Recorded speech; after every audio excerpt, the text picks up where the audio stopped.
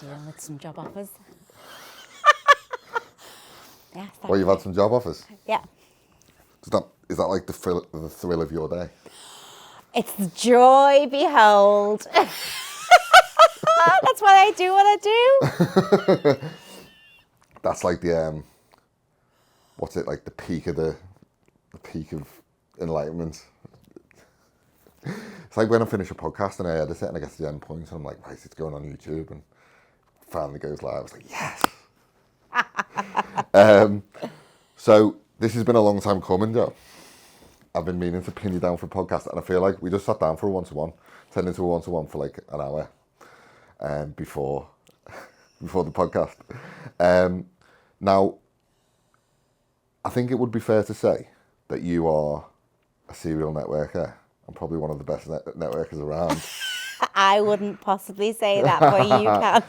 I will say that you are the best networker I know. With that though, there'll probably be a lot of people in my audience who already know who you are. But for anyone who doesn't know who you are, fill us in.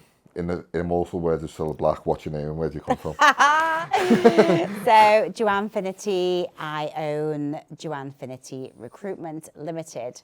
And we recruit for insurance and head office staff for brilliant companies across Wirral, Liverpool, Chester, North Wales, North West, basically. Oh. And I've been doing that for about 14 years. Oh,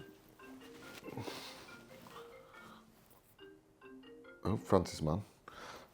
Just turn that off a minute. Sorry about that. In terms of how long we've known each other, we've probably known each other for over probably 10 or 12 years now. Yeah. You were actually in my first ever B&I group. Wow. Years ago. And I was doing fitness back then, a bit raw to it. You were? And then when I started doing the whole content thing, we actually started as a video editing business. And what I realised as I jumped into that like new market and new like sort of industry, I quickly realised that I was very raw to it, and I didn't really have much of a network, even though I'd done B&I before. So practically, let's talk about networking to start. How important has it been to just have that sort of like scope of like a massive network across the areas that you work in? For me, because I was originally obviously a recruiter for another recruitment business, so I saw it as an opportunity to meet other businesses that were possibly wanting my services for recruitment. That's how I saw it. And then when I started networking, I realised you don't just rock up and ask for somebody's business. You need to develop the relationship and get to know them. And if you like, know and trust someone, then you can impart some business their way and see how they get on. Obviously, you're not going to open your whole content book and give out on the first date, because we don't do that, do we? We have to know, like, and trust the person. So how would I expect anyone else to know, like, and trust me and give me all their business, like, straight off and refer me? So I quickly learned that you have to build those relationships like life. You look at your friends and your family and your friends that you bring into your, I'd call it a high-walled, trusted circle. And you've got to be good to get in. You've got to be a good friend of mine to get in and stay in, And you look after and you nurture those people and nurture those relationships. And they could be friends and family, and you could be both. Exactly the same in business. Funny, because as time's gone on, I mean, we're in our 6th year of doing it now, and I've noticed in my own networking experience that as my network has got bigger, I have become a little bit more precious about who I do refer to and who I take referrals in from. Yeah. So in the nicest possible way, I don't want to be referring anyone to anyone, because they're not going to trust. It's a quick way to lose trust. If I refer someone and it's not a good referral for them, I've got to make sure now, actually, that it's a good person. If you come to me and say, do you know someone who's this? And I put you onto a really shit person, or someone crap, or someone who's unreliable, you're going to go, well, he gives me shit referrals, so it doesn't kind of work. So as my network has grown, I've got more precious, actually. Back then, though, when we first met, you were on your own, and you've built a team now. And we talked a lot about this off camera, to the point where I've got loads of like nuggets of wisdom in my head. Like for someone in maybe a bigger business, building a team is like just gets outsourced to HR or whatever. For someone who's like a small business owner, building a team, how important was that in growing J.F Recruitment? So in my first year, I was networking within various networks, and I was usually in a room full of business owners, and they were saying, why haven't you got your own business? Because I was working for another recruiter. And so they were pecking my head every week saying, you've got to do it. So they forced my hand, and then a year later I turned up as JF Recruitment, and it was amazing because the whole room of business owners helped me in that first year because I was locked out of all my previous clients. So it was about 200 grand's worth of business there that I walked away from that I couldn't touch for a year through a non-compete. So I had to very quickly get new business and build that. But I knew after the first year that those doors would open to my previous clients, and I was probably going to need staff, which is quite scary. And I know I recruit for other businesses, but when then you are recruiting for your own business, it's huge, and you really learn very fast of how to manage a team, how to set targets, how to empower them, how to look after them, how to direct them, how to lead them and manage them. And I was very fortunate that when those doors opened in year 2 to all my previous clients, who I was, lucky enough for them, they came back to me. I already had people lined up to join me and help me on a part-time basis. So I recruited, and I had to get offices, because I was working at home, so I had to get office premises. Now that's scary as well, because you're having to pay for premises and staff. Now you've got to have a good accountant to say, how much money have I got here? How much have I got? Can I afford these? And he was great, absolutely amazing. And so I started off with a couple of part-timers. Then I added full-time Claire, who's still with me now. And Claire became my number 2. So me and Claire were competitors working for previous recruiters, so I knew how good she was. And I was lucky enough that I was introduced to her back to say, she's looking. And so we met, and I said, this is what I need. And she said, that's exactly what I want to do. So it just fit so nice. And because I collaborate with another 500 recruiters across the country within my business, collaboration is key to any business, networking collaboration. Key. I always say collaboration over competition. Yeah. So I'm mates with loads of recruiters, and we, do split fees and help each other with our businesses. You can't do it all on your own, No. You've got to ask for help sometimes, a lot of the time. So yeah, building that team was instrumental, because what happens is you very quickly learn what you are good at, what you're not good at, what you enjoy doing and what you don't enjoy doing, what you'd like to do more of and what you would like to outsource and what you would like more of your team to do. But myself and my team, we sat down and we wrote out what we like doing, what we don't like doing, what we'd like to outsource.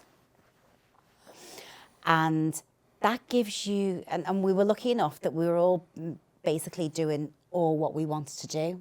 I want to be out networking and seeing new businesses, bringing new businesses, winning business, and selling, because I love doing that all day, every day. I was, taught to do sales, recruitment sales at 21, and I still love doing it today. So that gives me that thrill. And Claire and Faye in my team love doing what they do. And so what we will do in the future, we will build on that team. So we would like another Claire, we'd like another Faye, we'd like another me. Doing what we do, and we build that way. It's exciting as well. It's really exciting. It's actually inspiring for someone like me, who's probably a few years behind you in terms of business developments, who's looking to build a team. Because I just take massive inspiration from it, but also I take like golden nuggets from it with like stuff I should be doing.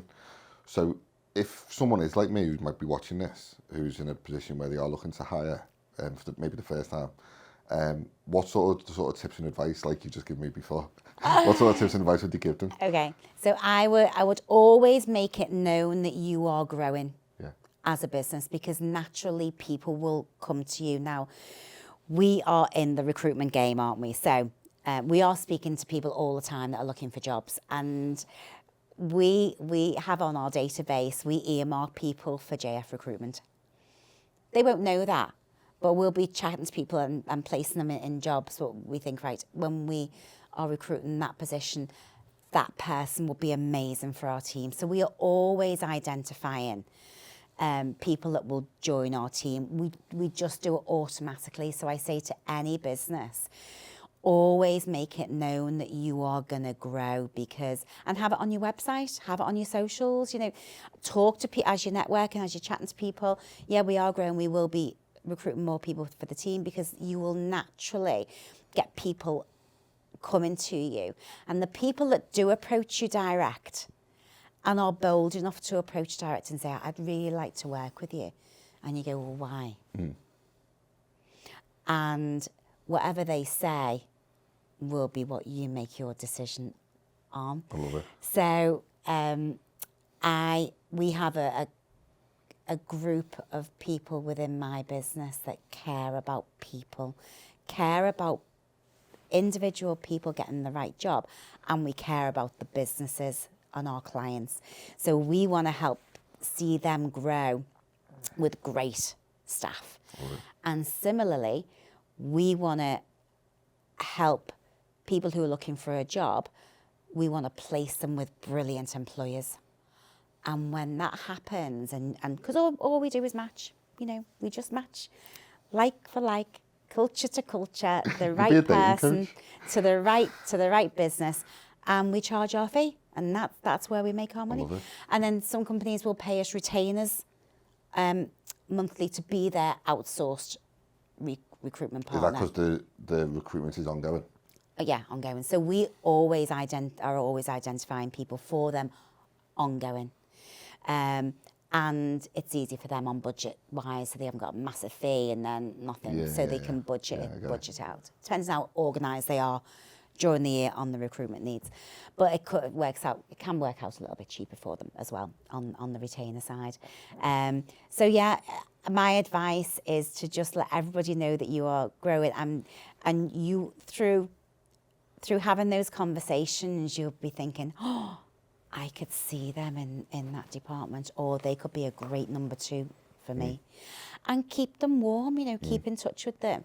But also say to them, which is what I say to, our team say to all our candidates, if you are still looking for work, email us on a Sunday evening and just send us a quick one line, say, I'm still looking, I've been for interviews, but I'm still looking.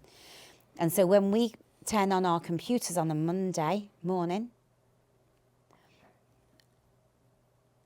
the first thing that we see is those emails from those candidates that are keen, eager, ready to work. I love it. And they are the people that we spend time marketing out, because we know they're serious about looking for a job, and they are ready now. Amazing. So we get about, 300-400 CVs a day. Unreal. Takes us 5 seconds to look through each one to choose whether or not they suit what we're recruiting for. So that's just to build on that. What do you look for in a resume / CV?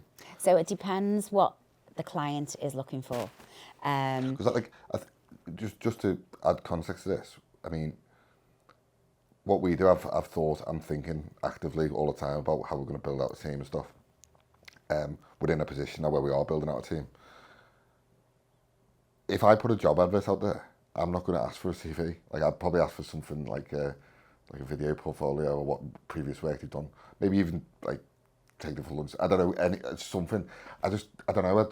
I don't think my brain would handle 400 CVs too well. You might not get 400 CVs. Yeah, maybe. You may not even have to put the job advert out if you're speaking to people. If people know. Say, for example, I got 50 CVs. Yeah. Let's say, as a hypothetical. I don't think I'd have the sort of brain capacity to sit there and read 50 CVs. I don't know. Maybe I would.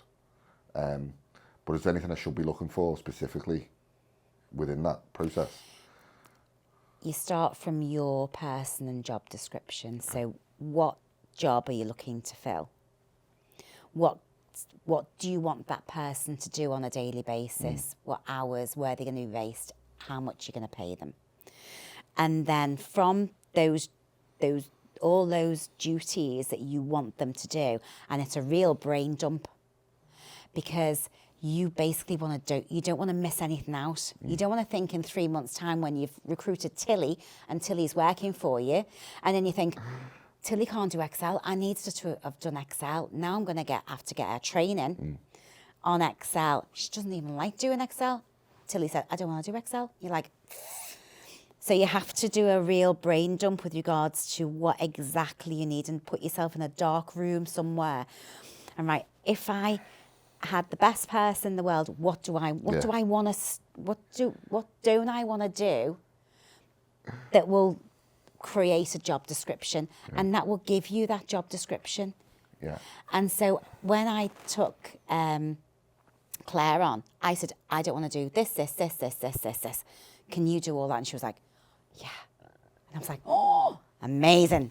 And that's where you want to be. So you want to brain dump everything on that you don't want to do, that takes up your time, but doesn't necessarily make you the money. Do you know what I mean? Because as a business owner, you want to be able to put strategy in there. So you want to write your own job description. We call them like building business activities. It's like every hour of my day needs to be something that's contributing towards the growth of the business. Yeah.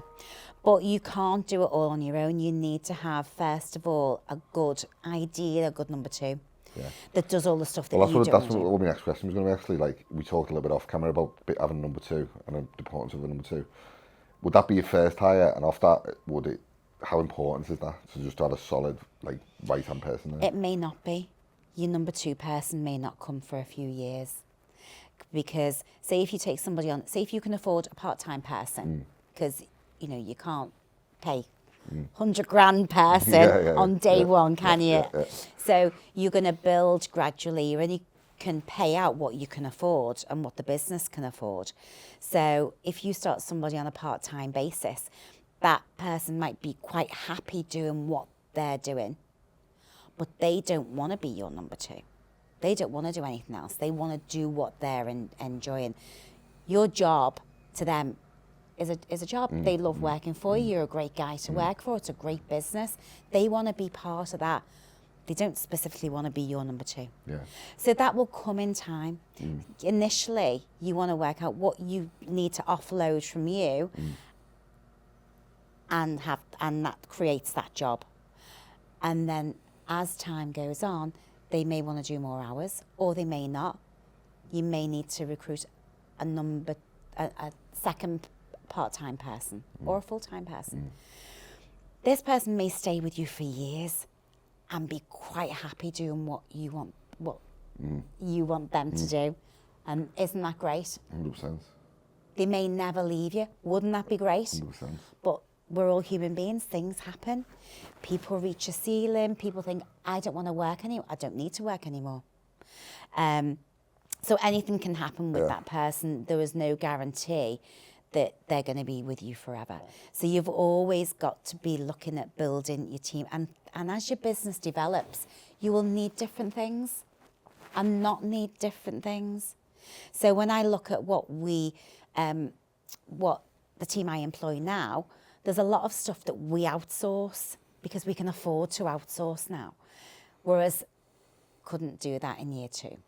Had to do everything ourselves. So it builds, but you may have, your number 2 that will join you in 3 or 4 years' time, but you may not even know that they're your number 2 when they're actually working with you. But they become that person. 100%, yeah. Because it's all about attitude as well, isn't it? If they've got the right attitude and they want to come with you on that journey, they may, and if they've got the right attitude, they may come to you and say, I want to do a little bit more. Can I be your number 2 in the business? Can I do more of this and do more of that? And you'll make a decision at the time. For sure.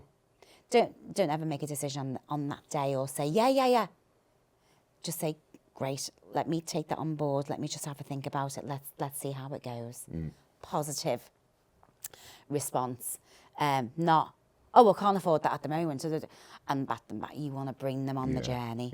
Yeah. Because your team is everything. You can't do it without a great I team. think that's invaluable, Like, it's invaluable to someone like me to know that stuff because I'd quite easily slip down that. I mean, I suppose it is quite easy for anyone, really, to slip down that thing of, almost like when we're in a period of fast growth or in a period of, quick recruitment, to just kind of, I need someone in place and I need it quick. You can't knee-jerk. No. Even though you may want to. The entrepreneurial mind... What is it that Gary Vee says? Hire slow, fire fast. Is that what it is? Yeah, hire slow, fire fast, something like that. Yeah. But He also he says that people can moan about the staff and say they're just not as passionate as me, and he always says, and I always say, well, why would they? Because it's not their business. No one will ever work as hard as me or you in our own businesses. Yeah, but you can bring them with you on the journey. As the business develops, you can have an employee managed business. That's happened a lot over the years. And there's loads of ways in which you can give back because you can't build a business without great people. And Richard Branson's great at it, Stephen Bartlett's great at it. Stephen Bartlett said, we went to the same presentation. And, he said, what I was really good at was I was a really good recruiter in my business. I could spot talent. Now, to have that as a skill, and I already do recruitment, so it's great. But, I still got it wrong over the years. And I, will still make mistakes. But if you can spot good people quickly and give them what they want, because it's all about what they want, not just what you want, and you come together and it works, it is magical. Amazing. And you can grow then, because for me, I like to, be out and networking and sell. And I love it, but the rest of my team don't love it as much as I do, No. So you work to your strengths and you work out what your strengths are. Do you know what? I think it's so valuable for me to hear that, and it, I think it's going to be valuable for anyone watching this to hear that as well. In terms of, we've looked at it from a business perspective, from someone who's looking for the job and wanting to come into the business. How can they make themselves the most valuable asset to someone like us, who's a business owner, like someone coming into the business and wants to progress and got a bit of ambition and wants to kick on and do some big stuff? How can they become the most valuable asset to the business? In terms of, position himself in terms of from recruitment all the way through to becoming someone's maybe number 2, second in command of the business. I'd love the idea of, and I spoke to you a little bit about this, of having someone who can literally be on my side, like the Robin to my Batman sort of thing. Who can be there. Who can just be there and just know doesn't necessarily have to be front facing, or doesn't necessarily have to, but they graft and they work, and the business would essentially not crumble without them, but almost like they are so essential to the business that I would bend over backwards to keep them. How can someone become that person? Well, over my career of working for other businesses, other recruitment businesses, I was offered to go into business with those businesses twice.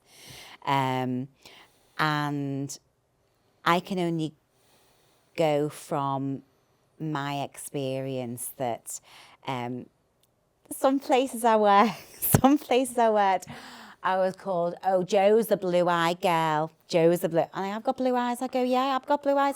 But I also work really hard. And if they're going to pay me to do a job, I will be the best employee. Because if I'm the best employee, I'll get the best perks. And hopefully that employer will look after me. And that was my mindset from day one. I will do the job that I am employed to do, and I'll go a little bit further. 100%.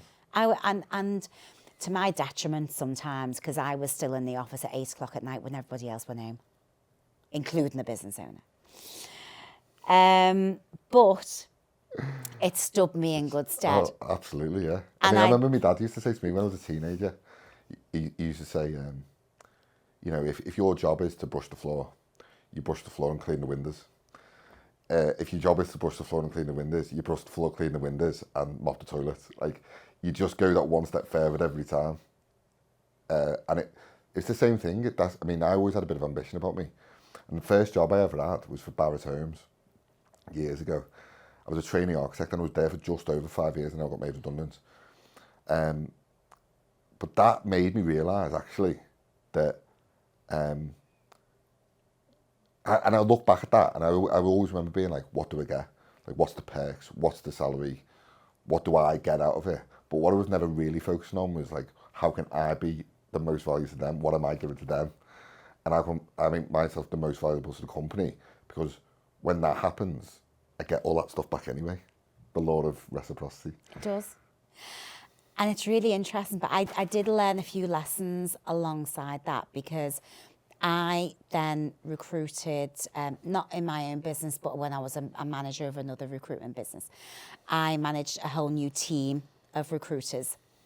And there was an amazing consultant, and she would rock up at 9 o'clock. She'd finish dead on 5. She'd be out the door.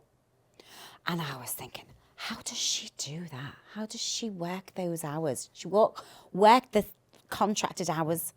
But in recruitment, it was always perceived that you work 24/7. You work hard, and that's how you get noticed.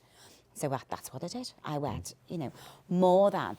But I wasn't focused like she was. And I was thinking, how was she finishing at 5? And she was one of my best consultants. She came in, she was focused, she got her head down, she didn't get involved with the chitter-chatter. She had one goal, which was to do her job really well and make her an absolute ton of commission.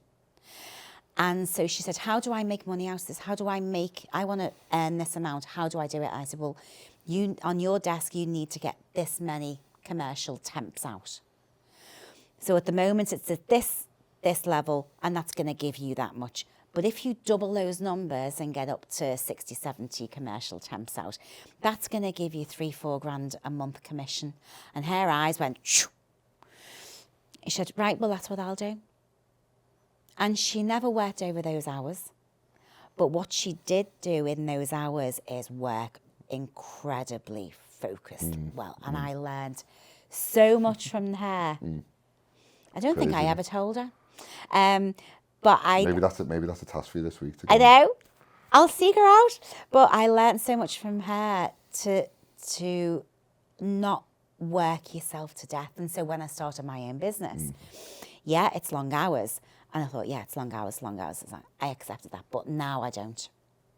We work a 34-hour week. Oh, unheard of in recruitment. Heaven forbid.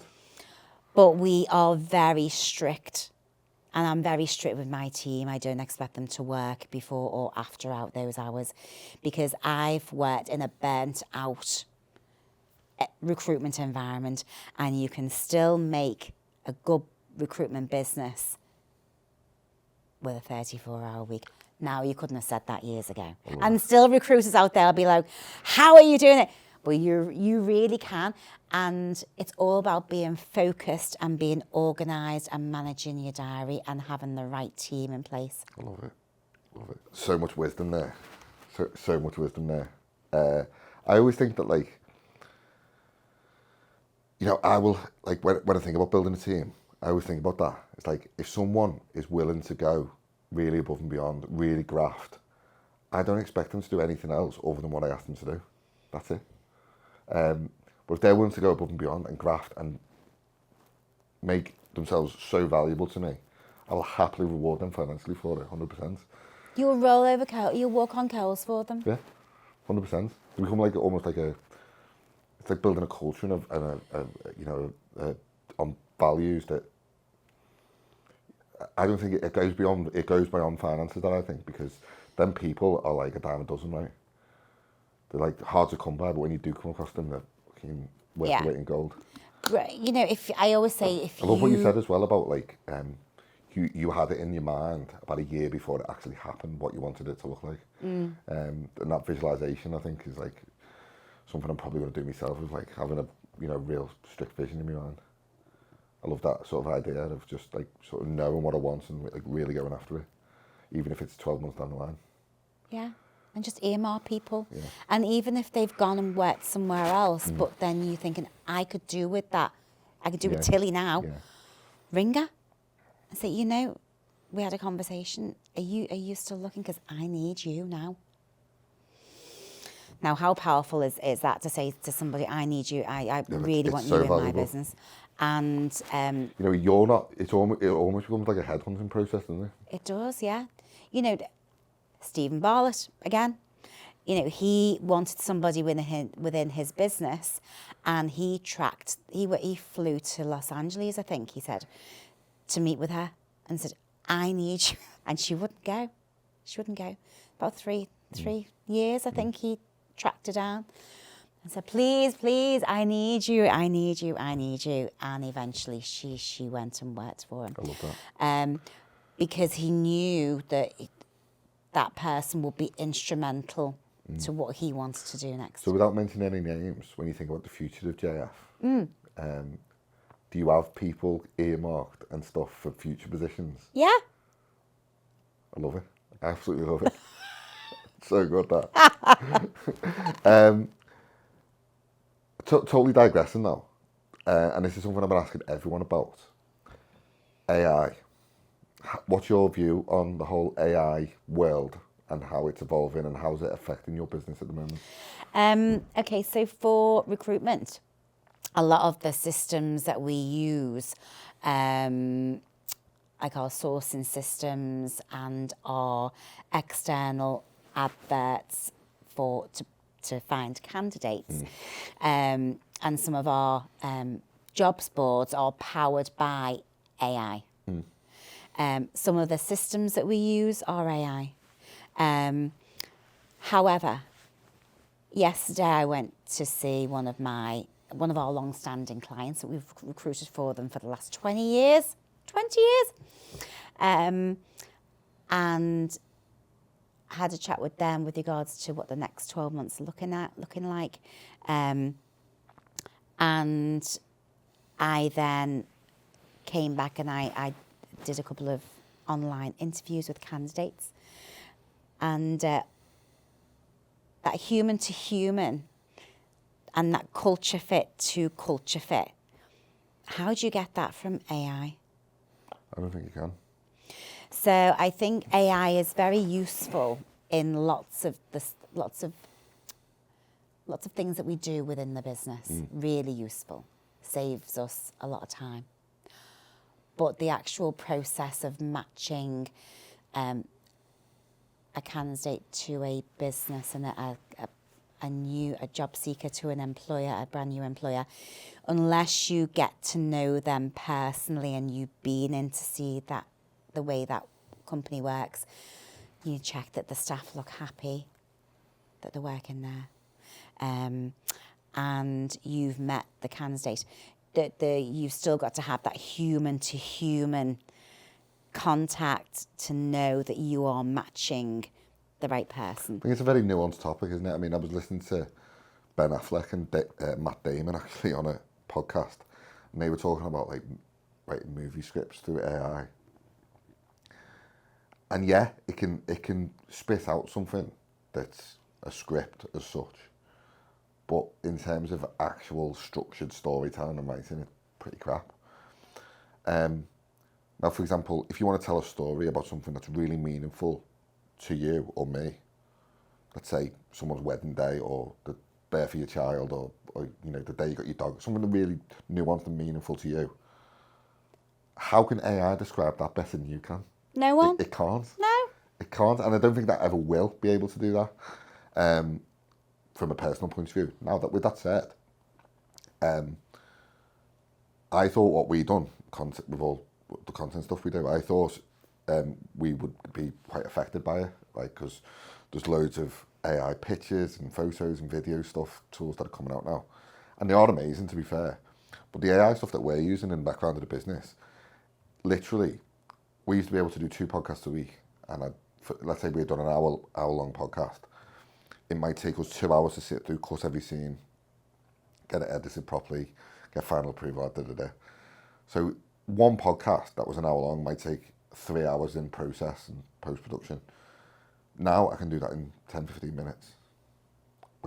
So now I can film 5 to 8 podcasts a week, maybe sometimes 2 or 3 a day,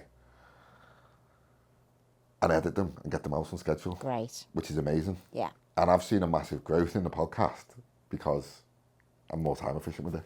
Perfect. So that's perfect. Will it replace me having to do it all and sit there and speak to people? Absolutely not. But No. nor would I want it to. No. Nor would I want it to.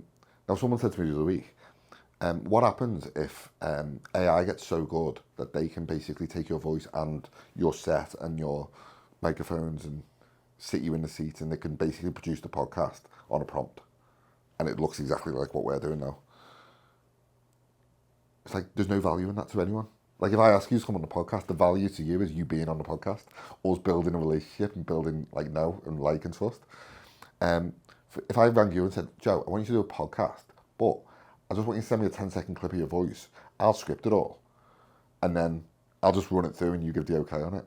Like, there's no value in that. It's like, it just can't be done. No like, originality. No.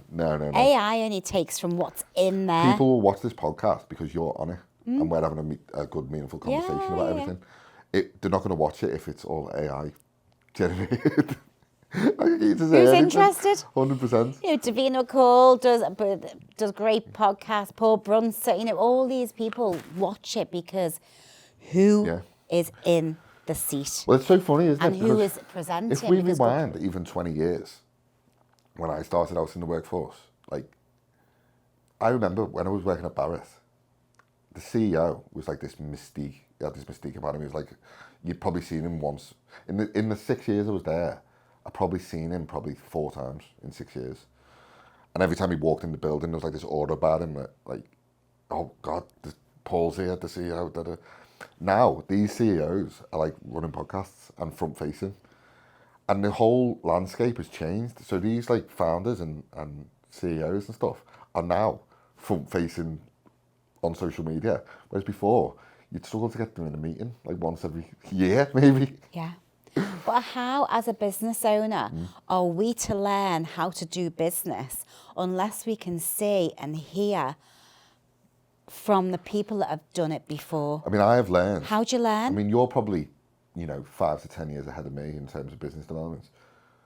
And the amount I've learned from you today, off the conversation we had before this podcast and on the podcast, is like mind-blowing. So if I can't have that conversation with you, like, how am I going to learn it? If that's readily available on your social media channels, great. Exactly. I will seek out, if I need help in anything, I will go to the expert in that field. So, content creation, I'll be ringing you. Yeah. IT, I have a fab IT team that look after us. So, we're not we're experts in what we do, that's our field. But everything else, like growing, building a business, building teams, I will go, right, what's the best company to work for out there? We will ask our candidates, who is the best company to work for out there at the moment? Who would you like to work for? And I'll look, we'll research that company, and I'll look at the owner and I'll go, what have they done? And I go to so many events with big speakers to learn from them. How have they scaled that business? How have they grown? What have they done? What can I glean from that information to bring into my business to make it better for my staff, better for our team, and to grow the business? How do we do it? And that is a constant with me. Always looking to do better. How can I do better than yesterday? What could have done better yesterday to make today better? And so it's to see those people and to hear those stories. You know, an AI bot. I used a great AI bot the other week. I had an issue on a banking card, and AI question, sort. Done and dusted within 30 seconds. Yeah. Great, I could carry on with my day. Didn't need to ring a call centre. They have their place. It was very well done. Yeah, I love it. I was very impressed. I was expecting an hour long. So it has its place. Well, Elon Musk was talking about this, and he said that sort of your standard sort of office, cubicle jobs, they'll be gone like lightning over the next few years. But with your more physical jobs, and I would actually argue, and I would contend that the more human face-to-face jobs, like recruitment, like podcasting, and I think the future of business isn't necessarily in big corporate business, because I think a lot of that will get taken by AI. I think the future of business is actually human-led, but it's also creative-led, in the sense that you might look at Ant and Dec, who we know and love as TV presenters, but the likes of Ant and Dec are now going to YouTube and starting podcasts, because they realise their flagship programme, I'm a Celeb, let's say, use them as an example, that might get 1 million views on a Thursday night. But they could put a podcast on YouTube and get 2 million views straight away. I'd watch that. Yeah, You know what I mean? people want it. So you're looking at all these like reality TV stars now, and they're all binning off the big contracts with like ITV and Channel 4 and going, and because they realise they can own all their own creative, they can own all their own media, they can set it up how they want. Yeah. They might not make much an initial like load of money off it that you would get in a contract with a TV company, but over time they've got all the assets, they own all the IP. And I just love that idea that like the future can become creator-led. Exactly, because who watches television now? Exactly. The old generation. Well, it's streaming really, isn't it? Like really, like when I watch TV now, it's either YouTube, Netflix, Amazon Prime. I'm not really watching Channel 4. I've watched a bit of the Winter Olympics, but again, that's only because it's like once every 4 years maybe. I'm not really watching. You're looking at even like feature-length films. They're going to Netflix. They're not really going to the cinema anymore. It's like it's crazy, really, isn't it? The way it's all changed. Yeah, and the kids. And I do wonder what the next iteration of that is actually. Yeah, well, a lot of the kids don't watch television now. It's all. Well, I've got a 5-year-old. When he's 18, will he even know who Ant and Dec is if they were to stay on TV? Because he's not watching TV. No.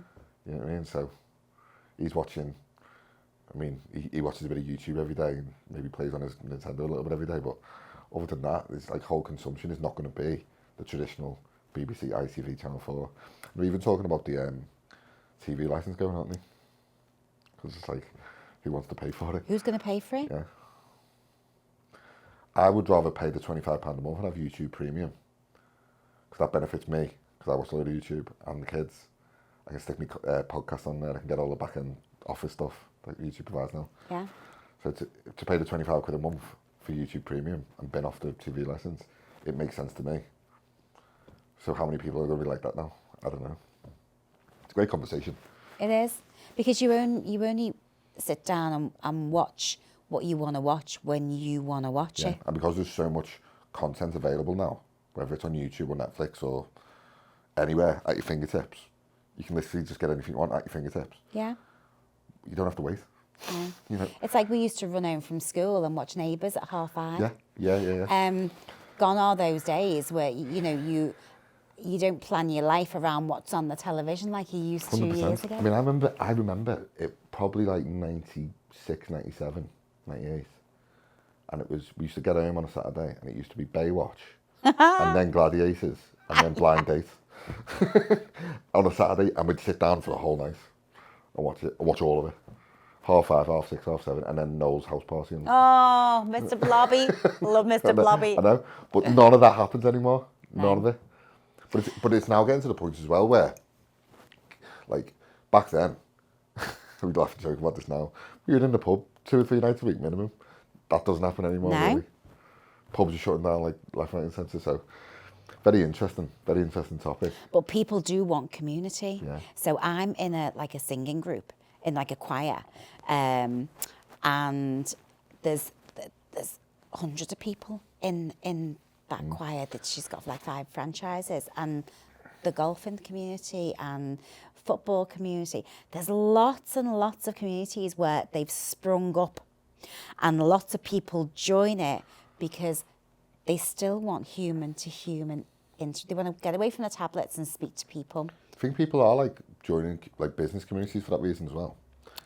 Yes. You see like lots of networking, like obviously there's loads of networking groups now. I mean back in the day there was probably like B&I and all the others were like just And small Chamber, fry, really. the Chambers. And that was it really. Now there's networking groups popping up everywhere. So even like from a business perspective, from a personal perspective, I mean, I go to jiu-jitsu, I go to the football, it's all very community driven now. I'm in loads of networking groups now, and I'm seeking that out. I'm actively seeking it out because you want to grow. Because we want to grow, yeah, and it's the best way to grow. You can't grow sitting in a room on your own, can you? Yeah. You've got to get out there. 100%. You've got to press the flash. 100%. I love it. Well, you know, grow like kids get growing pains for a reason. Like you get growing pains in your legs, and I say business has growing pains as well. Like growth is not pleasurable a lot of the time. You know, Peter, do you know Peter Russell? I know a few Peter Russells. Yeah, well, Peter Russell, he's in his 70s now. He was Russell Taylor. Ben Russell is Yes, son. I do. Yes, I know them. Ben Russell, his son, runs the business now. But I used a PC years ago. And then when I changed career, I kind of like went to him for a bit of career coaching and stuff. And he used to say to me, big ideas are big in your imagination, but in real life they're quite small. And it never really dropped. And I spoke about this on the podcast the other day. And then when it did drop, I realised that when you think about stuff and you've got this big idea for like where you want to get to and goals in your business and whatnot, you're looking at it and going, I'm going to be a millionaire and I'm going to employ 20 staff and I've got these big ideas and they're all amazing. But when you get it down out your head on a piece of paper, it's like, boom, oh shit, I've got to actually... It's only a couple of lines, It's a couple of lines and I've got to step by step. And then the first part of it, it's like, oh, that's not moved the needle at all. And that's not moved. And then you might work for 6 months. Nothing's really happened. But I've got a little bit better. I've developed a little bit. Work.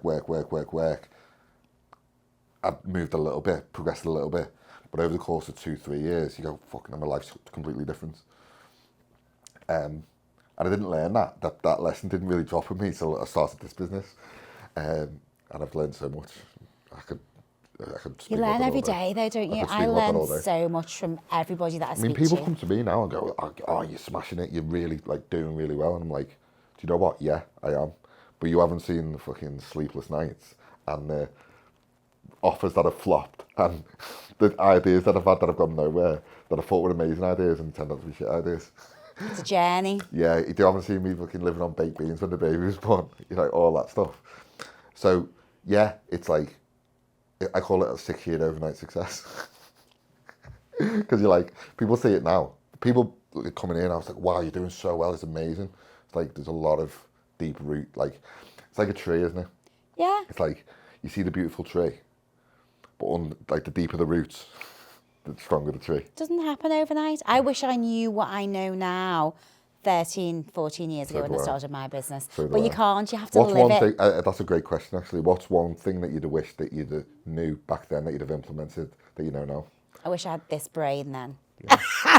I could go on and on and on, but I just, it is a one thing for me, I told you this before, one thing for me was I wish I'd have started YouTube in 2012. Yeah. Me too. Yeah, you live in there. You don't know what you don't know. Exactly. And there's a lot of, like Gary Vee talks about this, like age, you've got lots of time. People are like, oh, Loads I'm of in a time. rush. KFC guy, Colonel Sanders, he did his chicken mix, KFC. In his 60s, wasn't he? In his 60s when he was drawing his pension. There's always time. Yeah. Always time. I'm And you can 40 this always year. pivot. I'm 40 this year. No, I don't Well, look you at it. don't look it, Oh, Steve. well, I do. But the greys tell a different You don't story. look it. The greys tell a different story, believe me. Hard paper there. I'm 55 and feel about 18. See, I wouldn't put you at 55. Feel about 18. That's not blowing smoke up your ass, by the way. I wouldn't put you at 55. Though. People think, because I'm so energetic and I'm like, I'm at the gym and I'm doing all this stuff and on my bike and stuff. I just, I move fast. Yeah, I love it. I love it. I love Just it. don't slow down. No, Just no, keep no. going. Keep Well, you going. hear about all these like sort of gazillionaires who get to like maybe 78 years old, 80 years old, and they retire and they're dead a year later because they've lost all the purpose and stuff. I know. And for that reason, I don't think I'll ever completely just down tool. I might take my foot off the gas and I might enjoy my life and do other things at some point in my life, but I don't think I'll ever have nothing going on. No, you do you. I always said if say you win the lottery, say you win 20 million quid on the lottery, I wouldn't just stop. I don't think I could stop. So I think it's innate in me that I wouldn't stop. But to round this off, 2026, it's a bit too late to keep saying Happy New Year to people, I think. But we are still in the Happy new quarter. Yeah, we are still kind of like in the beginning part of the year, let's say. What are the big goals for this year for JF? We want to grow our temps out desk. So we want to grow and grow and grow that. So we've got a few contracts ready to land for that. We want to grow our permanent recruitment. So again, that's happening. Our year starts in November. So we hit the ground running hard in November. So that in December and January, the business is coming in for the first quarter. So, and you don't take your That's done on foot. purpose. Yeah, you don't take your foot off the pedal and you just like go. Right. So yeah, more permanent recruitment, more temps out with our clients.